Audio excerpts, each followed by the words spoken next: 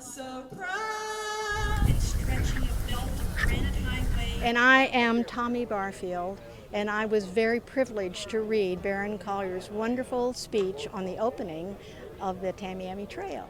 I am the Everglades Ferry. Back in 1928, when Baron Collier had the opening of the Tamiami Trail, there was a lady that they had dressed all in white, and she led the parade on a white horse. I mean, our story goes back to the state saying, okay, we'll pay half of the cost to build the Tamiami Trail. And he says, well, why do we want to build a road down to Naples? Naples was a resort town at the time. There was a hotel and a pier, and that was about it. And a road down to a swamp, the Everglades, or Everglade as it was called then. You guys are crazy. I don't waste my taxpayer dollars taking a road down to nowhere.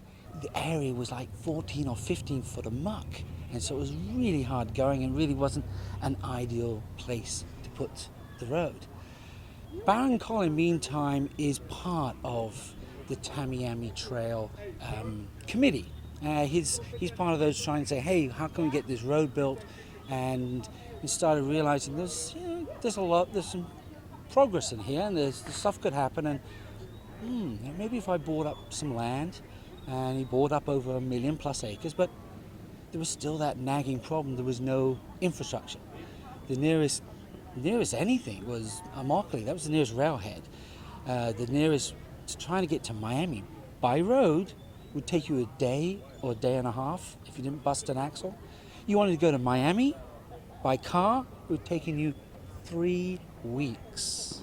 The equipment was put up, taken up to the first, obviously, the walking dredge walked its way up to where the Tamiami Trail, and then not just one, but we had walking dredges going to Miami, one going up to Copeland and obviously Immokalee, another one going to Naples, and another one going to the back end of Marco Island.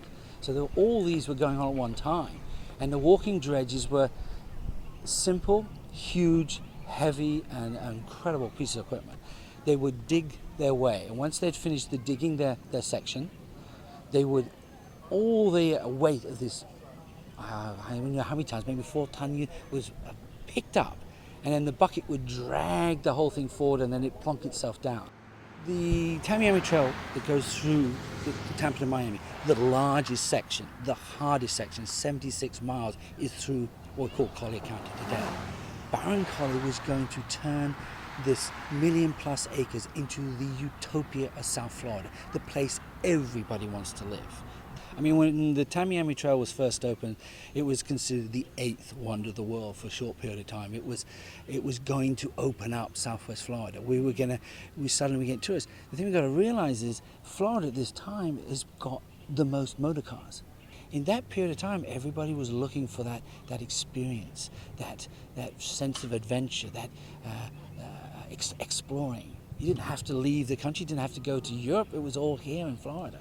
And so, the road was that important to give people what they wanted. It was a way to enjoy all this vast beauty.